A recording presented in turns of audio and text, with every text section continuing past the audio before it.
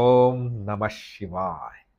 नमो नेदिष्ठाय प्रियदवदविष्ठाय च नमो नमः क्षोदिष्ठाय स्मरहरमहिष्ठाय च नमो नमो वरशिष्ठाय त्रिनयनयविष्ठाय च नमो नमः सर्वस्मै ते तदिदमिति शर्वाय च नमः।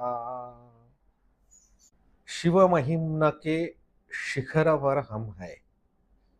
शिव महिम्न के शिखर के जो श्लोक है, जो उच्च तत्व ज्ञान की बात करते हैं, शिव के अपरोक्ष रूप का वर्णन करते हैं, ऐसे उच्चतम शिखर स्वरूप श्लोक अभी चल रहे हैं। और हम शिव महिम्न के समारोप के तरफ बढ़ रहे हैं। शिव महिम्न का ये वैशिष्ट्य है कि इसमें पुराण, वेद, शास्त्र, वैदिक तत्व ज्ञान का, हिंदू तत्व ज्ञान का सब कुछ आया है। इसमें शिव के सगुण रूप का, उसकी लीलाओं का संदर्भ है और उच्च तत्व ज्ञान की बात है। भाव मधुर भाव रस भी है और तत्व ज्ञान भी है। और ये शिव महिम्न का सौंदर्य, ऊंचाई है। हिंदू शास्त्र के अनुसार परमात्मा, परमेश्वर, शिव ये परोक्ष और उसका अपरोक्ष स्वरूप है। परोक्ष यानी इंद्रिय, मन, बुद्धि से ग्राह्य रूप। तो ये संपूर्ण विश्व परमात्मा का इंद्रिय, मन, बुद्धि से ग्राह्य रूप है। ब्रह्मा, विष्णु, महेश ये परमात्मा के परोक्ष रूप है। और जो परमात्मा का पुरुषोत्तम, निर्गुण, निराकार, निरंजन, निर्लेप, निर्विशेष स्वरूप है, उसे कहते हैं अपरोक्ष स्वरूप, जो इंद्रिय, मन, बुद्धि के अतीत है। कि इस श्लोक में पुष्पदंत जी परमात्मा के अपरोक्ष और परोक्ष दोनों रूपों का वर्णन कर रहे हैं। क्या कहते हैं वो? नमो नेदिष्ठाय प्रियदवदविष्ठाय च नमो। अभी ये नमन का श्लोक है, ये और इसके आगे का। और जब हम भगवान शिव के सामने जाते हैं, मंदिर में उसकी उनकी प्रतिमा के सामने, लिंग के सामने, कहा भी जब हम भगवान शिव को नमस्कार, नमन करते हैं, प्रार्थना करते हैं, वंदन करते हैं, तो ये श्लोक पठन करने के लिए, स्मरण करने के लिए बहुत बढ़िया है। वैसे हमारे महाराष्ट्र में एक बहुत प्रसिद्ध मराठी स्तोत्र है शिवजी का, और उसकी पंक्तियां सहसा मैं जब भगवान शिव के सामने जाता हूँ तो मैं गाता हूँ। कैलास राना शिवचंद्र मौळी, फणींद्र माथा मुगुटी सळाळी, कारुण्य सिंधू भव दुःखहारी, तुझवीन शंभो मज को न तारी। वैसे ये भी और इसके आगे का श्लोक भी इसके साथ पठन कर सकते हैं।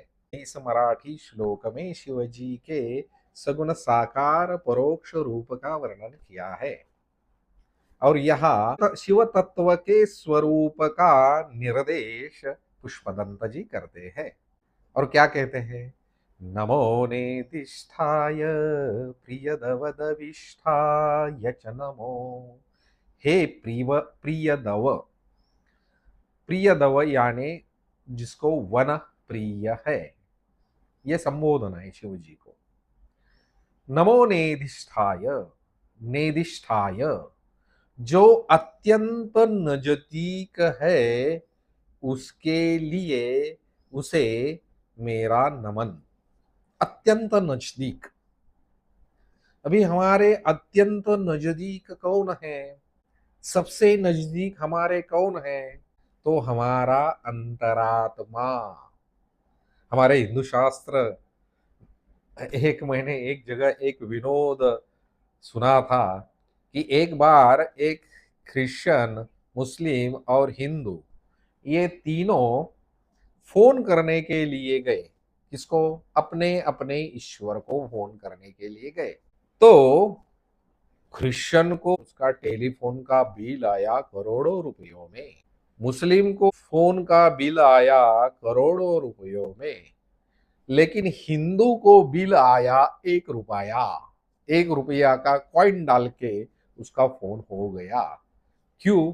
क्योंकि उनका ईश्वर तो वो 7वें आसमान के ऊपर स्वर्ग में बैठा है, और हम हिंदुओं का ईश्वर हमारे अंतरात्मा में बैठा है। तो ये कितना नजदीक है, शिव जी हमसे कितने नजदीक है। नमो नेदिष्ठाय, मेरे से सबसे नजदीक जो है वो आपको मेरा नमस्कार। प्रियदवदविष्ठाय च नमो, और जो मेरे से अत्यंत दूर भी है, क्योंकि वो सर्वव्यापी है, तो वो मेरे से अत्यंत दूर भी है। जो मेरे से अत्यंत नजदीक है सबसे, और जो मेरे से सबसे दूर है, ऐसे शिवजी को मेरा नमन। तो ये परमात्म तत्व कैसा है? दूरी और नजदीकी, ये किसका प्रतीक है? ये डिस्टेंस, ये अंतर है। और ये अंतर किसमें है? स्पेस में है, देश में है। तो ये परमात्मा देश काल के अतीत है, इसलिए वो हमसे सबसे नजदीक भी है और हमसे दूर भी है सबसे। एक सुलभ उदाहरण, आकाश। आकाश कहाँ है? आकाश हमारे अंदर भी है, बाहर भी है। तो आकाश हमसे नजदीक भी है और आकाश दूर भी है। इसलिए हमारे शास्त्रों में इस परम तत्व की आकाश के साथ उपमा की जाती है, परमात्मा की। और इसलिए कभी कभी आकाश का नीला रंग भी वो परमात्मा के शरीर पे, उसके मूर्ति पे, रूप पे चढ़ा दिया जाता है। आकाश कैसा है? अत्यंत नजदीक भी है और दूर भी है। वे हमारे समर्थ रामदास कहते हैं, नभा रिखे रूप या राघवाचे। कैसा है ये राघव, ये प्रभु रामचंद्र श्री राम कैसे है? ये नभ जैसे है। नभ जैसे यानी कि क्या? कि हमारे अत्यंत निकट और हमसे अत्यंत दूर भी। तो ये सौंदर्य है शिव महिमा का। नमो नेदिष्ठाय प्रियदवदविष्ठाय च नमो। नमः क्षोधिष्ठाय स्मरहर महिष्ठाय च नमो। अभी नजदीकी और दूरी, ये हम अंतर के परिपेक्ष में देखा। अभी पुष्पदंत जी कहते हैं, नमो क्षोधिष्ठाय, जो अत्यंत सूक्ष्म से सूक्ष्म है। स्मरहर, हे स्मरहर, ये संबोधन है शिव जी का। स्मरहर महिष्ठाय च नमो। महिष्ठाय यानी बड़े से बड़ा। तो क्या कह रहे हैं पुष्पदंत जी?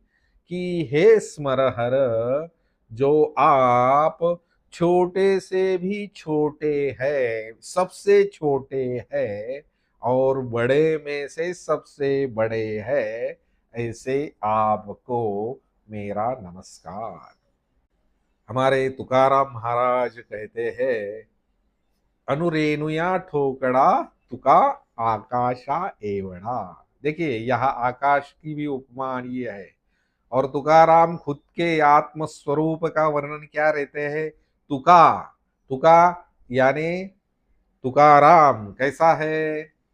तुकाराम अनुरेणुया थोकड़ा, अनुरेणु से भी छोटा और आकाश से भी बड़ा। वास्तविक ये हमारे एक उपनिषद की पंक्ति है, जिसका ही मराठी में तुकाराम जी के अभंग में आया है। क्या पंक्ति है? अनोहो अनियान अनोरणीयान महतो महीयान, महतः महीयान। जो अनु से भी छोटा है और बड़े से भी बड़ा है। तो क्या है? तो ये शिव तत्व जो है वो एकदम छोटे में से छोटा है और सब में से बड़ा है। देश के परिप्रेक्ष्य में, स्पेस के परिप्रेक्ष्य में पुष्पदंत जी ने कहा कि क्या, कि जो मेरे से अत्यंत नजदीक भी है और मेरे से अत्यंत दूर भी है, जो सबसे छोटा भी है और जो सबसे बड़ा भी है, ऐसे हे शिव आपको नमस्कार। और फिर इसके आगे क्या कहते हैं? नमो वर्षिष्ठाय त्रिनयनयविष्ठाय च नमो। हे त्रिनयन, त्र्यंबक, तीन आंखों वाले। तो अभी ये शिवजी का जो तीसरा नेत्र है हमारे चित्रों में दिखाया जाता है यहाँ ऐसा, लेकिन वो चित्र है। शिवजी का तीसरा तृतीय नेत्र क्या है? ज्ञान नेत्र। और इस ज्ञान नेत्र से ही कामत का दहन होता है। भगवत गीता कहती है, बुद्धे है परम बुद्ध्वा संस्तभ्यात्मान जहि शत्रु महाबाहो काम रूपम दुरासदम। ये काम शिवजी का भी शत्रु था और हम सबका भी शत्रु, एक नंबर का शत्रु ये काम है। और इस काम का दहन कैसा होता है? कि तृतीय नेत्र खुलने से, ज्ञान से। तो हे त्रिनयन, हे तीन आंखों वाले। अभी ये तीन आंखों का और एक संदर्भ है, जागृत स्वप्न सुषुप्ति। ये तीन दृष्टियां है और विश्व हमारा इस तीन अवस्थाओं में ही है। तो इसको भी हम त्र्यंबक, तीनों, क्योंकि ये हमारे जागृत स्वप्न सुषुप्ति के अवस्थाओं में जो देखने वाला है ना, वो शिव तत्व ही है। हम ये कल्पना करते हैं कि हम देख रहे हैं, वस्तुतः वो परमात्मा शिव सब आंखों से सब सब लोगों के जागृत स्वप्न सुषुप्तियों में से इस विश्व ब्रह्मांड को देख रहा है, नहीं उसका सृजन कर रहा है। क्योंकि जब हमको ज्ञान होता है तभी ये विश्व अवतीर्ण होता है। और इसके लिए अभी क्वांटम मैकेनिक्स, क्वांटम फिजिक्स भी अभी प्रमाण हो गया। जानामि तमेव भांतम अनुभाति सर्वम। जब हमें विश्व का ज्ञान होता है तब ये विश्व हमारे लिए निर्माण अवतीर्ण होता है। ये अलग विषय है। तो ये त्रिनयन त्र्यंबक नमो वर्षिष्ठाय, हे सबसे वयोवृद्ध त्रिनयन आपको मेरा नमस्कार। यविष्ठाय च नमो, यविष्ठाय और जो सबसे तरुण, तरुण यानी क्या? अभी जन्मा है, कम कम उम्र वाला है। तो ये सबसे ज्यादा उम्र वाले और हे सबसे कम उम्र वाले त्रिनयन आपको मेरा नमस्कार।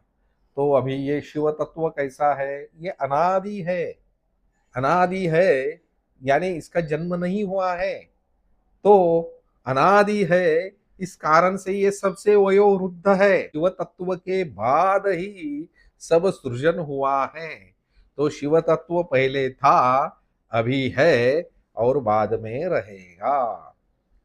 हमने देखा तुरीयन्ते धाम ध्वनि भीरवरुन्धान मनुभी, ये तुरीय धाम उसका है, तो ये अनादि है। अनादि है तो वो सबसे वयोवृद्ध है, जो सबसे युवा है, जो सबसे कम उम्र वाला है। ये अत्यंत सूक्ष्म बात है। कौन सबसे युवा है? कि जो कभी वृद्ध नहीं होता। वृद्धत्व यानी क्या? बढ़ना और बाद में क्षय होना।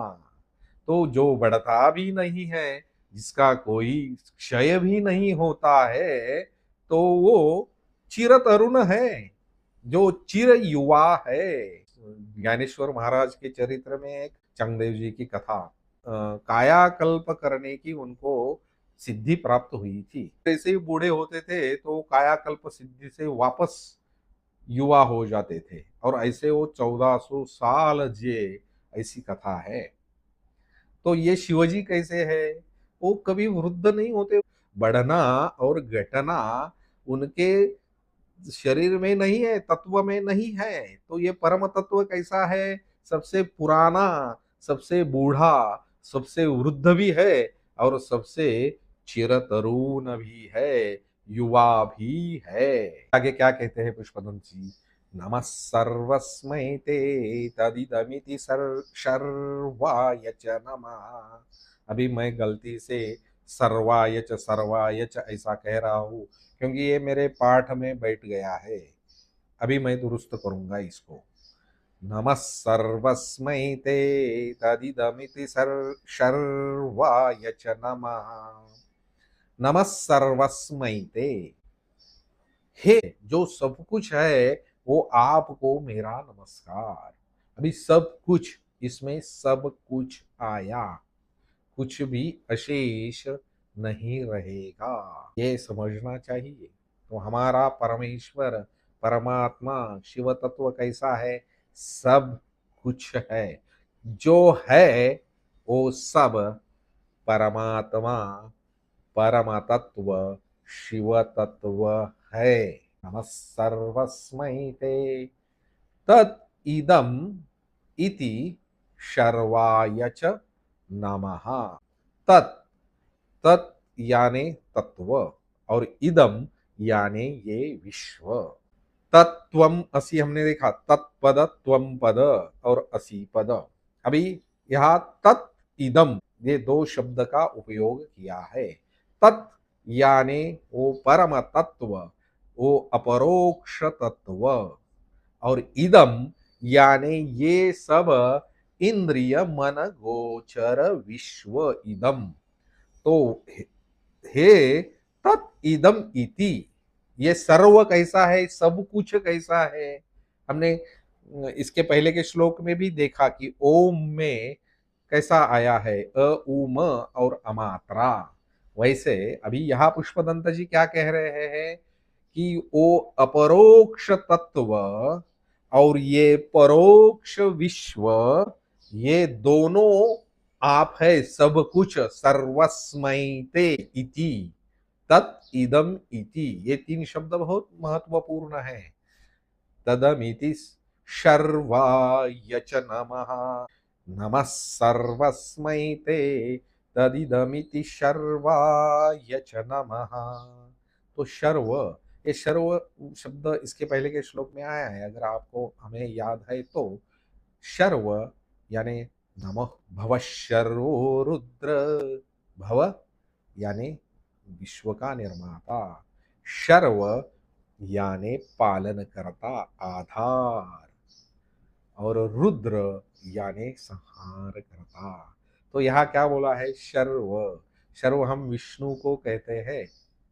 तो हे शर्व, हे विश्व के पालन करता, हे विश्व के आधार, हे विश्व का पालक, तुम्हें सर्वाय च नमः।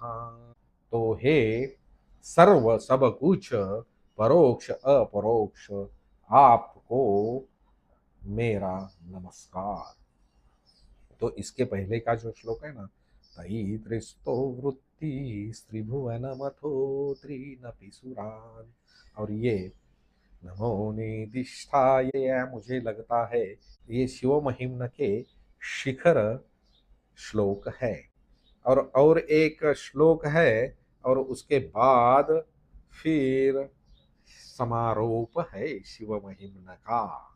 इसके आगे का श्लोक क्या कहते हैं पुष्पदंत जी? बहुल रजसे विश्वोत्पत्तो भवाय नमो नमः, प्रबल तमसे तत्संहारे हराय नमो नमः, जन सुख कृते सत्वोद्रिक्तौ मृडाय नमो नमः, प्रमहसि पदे निस्त्रे गुण्ये शिवाय नमो नमः, बहुल रजसे विश्वोत्पत्तो भवाय नमो नमः। बहुल रजसे, रजोगुण के प्रभाव के कारण, प्रबलता के कारण ये प्रकृति तीन गुणों से चलती है। भगवान भगवत गीता में कहते हैं, क्या कहते हैं? प्रकृतेः क्रियमाणानि गुणैः कर्माणि सर्वशः अहंकार विमूढ़ात्मा कर्ता अहमिति मन्यते। ये सब तीन गुणों के प्रभाव से चल रहा है। ये प्रकृति त्रिगुणात्मक है और ये त्रिगुणात्मक का प्रकृति ही भगवान का परोक्ष रूप है एक तरीके से। तो ये त्रिगुणात्मक प्रकृति में कभी सत्व गुण का प्रभाव ज्यादा होता है, कभी रजोगुण का प्रभाव ज्यादा होता है और कभी तमोगुण का प्रभाव ज्यादा होता है, व्यष्टि में और समष्टि में जब रजोगुण का प्रभाव होता है उस समय तमोगुण और रजोगुण भी रहते हैं, क्योंकि ये तीनों गुण एक साथ रहते हैं। कोई एक गुण है ऐसा नहीं होता, तीनों गुण एक साथ होते हैं, लेकिन किसी ना किसी गुण का ज्यादा प्रभाव होता है। तो बहुल रजसे, रजोगुण के प्रभाव का कारण जो इस विश्व ब्रह्मांड का सृजन करता है, ऐसे विश्व उत्पत्ति करने वाले ब्रह्मा जी, ये आपका ही रूप है, उसको मेरा नमस्कार। भवाय, अभी भव शर्व रुद्र, उसमें भी भव शब्द आया है। रजोगुण के प्रभाव से इस विश्व ब्रह्मांड का सृजन करने वाले हे भव, हे भव रूप शिव, आपको मेरा नमस्कार। प्रबल तमसे तत्संहारे हराय नमो नमः।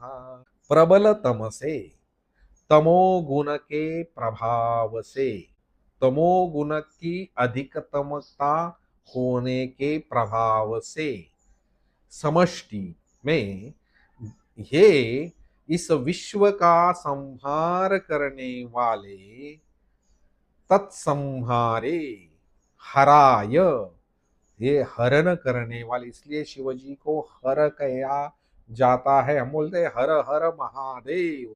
जब समष्टि में तमोगुण की अधिकतम मात्रा के कारण इस विश्व सृजन का, विश्व ब्रह्मांड का संहार करने वाले हर, आपको नमस्कार। ऐसा भी है कि जो हमारे दुख कष्ट हरता है, इसके लिए भी उसको हर कहा जाता है। या जो हमारा काम का हरण करता है, वो उसको भी हर कहा जाता है। तमोगुण के प्रभाव से इस विश्व सृजन का हरण करने वाले आप हर, आपको मेरा नमस्कार।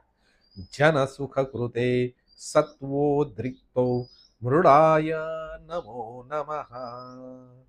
और जो जन सुख कुरुते, जो इस विश्व ब्रह्मांड का पालन करता है, किसी से सत्व गुण के अधिकतम प्रभाव के कारण, ऐसे वो सत्वोद्रिक्त मृडाय, हे मृड यानी हे विष्णु, आपको मेरा नमस्कार। तो ब्रह्मा विष्णु महेश कौन है? वही शिव तत्व है। जो शुरू से इसको सुन रहे हैं तो उनके समझ में आ जाएगा। प्रमहसि पदे निस्त्रे गुन्ने शिवाय नमो नमः। प्रमहसि पदे निस्त्रे गुन्ने। प्रमहसि पदे, ये प्रमहसि पद कौन क्या है? ये तुरीयन्ते धाम, ये अपरोक्ष पद है, अपरोक्ष स्वरूप है। बार बार हम कह रहे हैं ब्रह्मा विष्णु महेश ये परमात्मा के परोक्ष रूप है। ये विश्व का सृजन पालन संहार करने वाले रूप है। और परमेश्वर का, और ये कैसे, ये त्रिगुणात्मक है। और वो जो प्रमहसी पद है, जो तुरीय पद है, जो ये तीनों गुणों के अतीत जो रूप है, प्रमहसी पदे निस्त्रे गुण्य, ये तीन गुणों से अतीत जो प्रमहसी पदे, जो परम पद है, परम धाम है, जो तुरीय धाम है, जो अपरोक्ष सत्य स्वरूप है। प्रमहसि पदे निस्त्रे गुन्ने। शिव, हे शिवाय, हे शिव स्वरूप, हे शिव तत्व, आपको मेरा नमस्कार। तो ये जो दो श्लोक है, ये दो श्लोक हमें नित्य, जब भी शिव जी को हम वंदन करते हैं तब ये पठन करने योग्य श्लोक है। और अभी इस श्लोक के आगे से हम शिखर से उतरना शुरू करेंगे इस शिव महिमा का, और आगे सिर्फ समारोप है। तो आगे हम इसके देखेंगे। ओम नमः शिवाय।